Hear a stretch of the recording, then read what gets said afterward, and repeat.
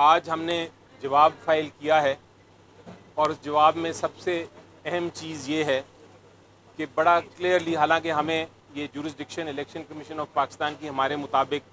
Jurisdiction نہیں ہے کیونکہ ریفرنس ہی غیر قانونی ہے، لیکن ہم نے چونکہ اتنے الزامات لگ رہے تھے اور اس کے اوپر اتنی باتیں ہو رہی تھیں، تو ہم نے آج جواب جو داخل کیا ہے اس میں جتنے چلان فارمز تھے اس سے یہ دکھا دیا ہے کہ توشہ خانہ کے جتنے گفٹس ہمیں ملے وہ گفٹس جو تھے ان کی ہم نے پیمنٹ کی، اور اس کے بعد یہ بھی دکھا دیا ہے کہ وہ ہر گفٹ جو تھا، جو گفٹ 30 جون ہر سال کے اینڈ پہ موجود تھا اس کو ڈکلیئر بھی کیا ہے۔ اس کا بھی ثبوت ہم نے آج اپنے جواب کے ساتھ لگا دیا ہے۔ لیکن آپ کو یہ بتاتا چلوں کہ آئین میں بڑا کلیئرلی لکھا ہے کہ جو اسپیکر صاحب ہیں وہ ریفرنس 62 آرٹیکل 62 کے تحت ریفرنس نہیں فائل کر سکتے، وہ 63 کے تحت کر سکتے ہیں،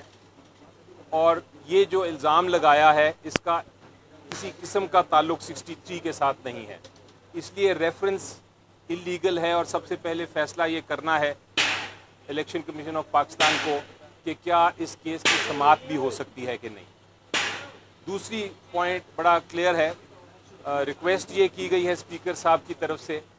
کہ آپ سیکشن 137 ہے ایک الیکشن قانون کا، اس کے تحت آپ کارروائی کریں۔ وہ جو ہے وہ جب ایسٹ آپ اپنا ڈکلیئر کرتے ہیں اس کے 120 دن کے اندر ہو سکتی ہے، اور 120 دن کیا کئی سال گزر گئے ہیں جب سے یہ ایسٹ ڈکلیریشن ہم نے کی ہوئی ہے اور الیکشن کمیشن نے کوئی ایکشن نہیں لیا۔ اس لیے ہمارا دوسرا جو اعتراض ہے وہ یہ ہے کہ ٹائم لمٹ گزر چکا ہے، اب ایکشن نہیں لیا جا سکتا۔ اور تیسری چیز جو سب سے اہم میں نے سب سے پہلے کہی تھی کہ چونکہ ہم نے سارے ایسٹس کی پیمنٹ بھی کی ہے، وہ جو چیزیں خریدی ہیں ہم نے، اور خریدنے کے بعد ان کو اپنی ایسٹ ڈکلیریشن میں ڈکلیئر بھی کیا ہے، اس لیے یہ کیس بالکل بے بنیاد ہے، یہ ایک سیاسی ریفرنس ہے۔ اور اب آج کے دن ہم نے جب فائل کیا تھا رپلائی، تو دوسری سائڈ نے ٹائم دیا ہے کہ اپنا اس کا اگر جواب دینا چاہتے ہیں تو مزید دے دیں گے وہ، اور انشاءاللہ اس سے اگلے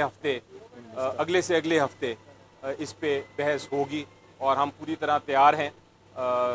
ہر پوائنٹ پہ جو میں نے آپ کو 3 پوائنٹس بتائے، اس کے علاوہ بھی کافی نکات ہیں، لیکن یہ اسینشل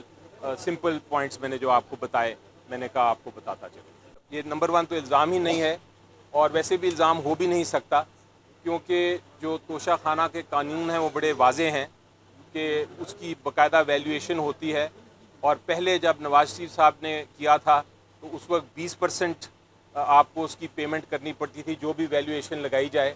اور اگر آپ کو اس کے جب عمران خان صاحب کی حکومت آئی تو انہوں نے اس کو 50% کر دیا، 50% پیمنٹ کرنے پہ جو ویلیویشن لگے وہ آپ کو اثاثہ مل جاتا ہے، آپ خرید سکتے ہیں، اس کے بعد آپ کی جو مرضی اس کے ساتھ کریں۔ اور یہ چیز جو ہے یہ اسی طرح ہم نے سارے چلان فارمز دکھا دیے ہیں کہ جو ویلیویشن تھی اس کے مطابق پیمنٹ کرنے کے بعد اثاثہ لیا گیا ہے، اس کو انکم ٹیکس ریٹرنز میں بھی باقاعدہ بتایا گیا ہے، اور جو الیکشن کمیشن آف پاکستان کے سامنے بھی دیا جاتا ہے اس میں بھی بتایا گیا ہے۔ جہاں تک چھوٹے پرسنل کنزیومیبل آئٹمز ہوتے ہیں، جس طرح کوئی پرفیوم ہو گیا، جس طرح کوئی ٹیبل کلاتھ ہو گئی، یہ سارے اثاثے یا فرنیچر وغیرہ کہ آپ کے کتنے بسترے ہیں گھر میں، آپ کے کتنے صوفے ہیں، یہ الیکشن کمیشن آف پاکستان اور کوئی قانون نہیں کہتا کہ آپ اس کی ڈیٹیل دیں، اس کی ایک ویلیویشن ہوتی ہے جو آپ ایک ایسٹس اپنی ڈیکلیریشن میں دے دیتے ہیں، اور پوری جو نیشنل اسمبلیز ہیں، سینٹ ہیں، پروونشل اسمبلیز ہیں، اس میں اسی طرح دائر کی جاتی ہے ایسٹس کی ڈیکلیریشن، اور الیکشن کمیشن آف پاکستان پچھلے کئی سالوں سے اسی طرح اس کو ایکسیپٹ کر رہا ہے، اس کی ڈیٹیل دینے کی ضرورت نہیں ہوتی۔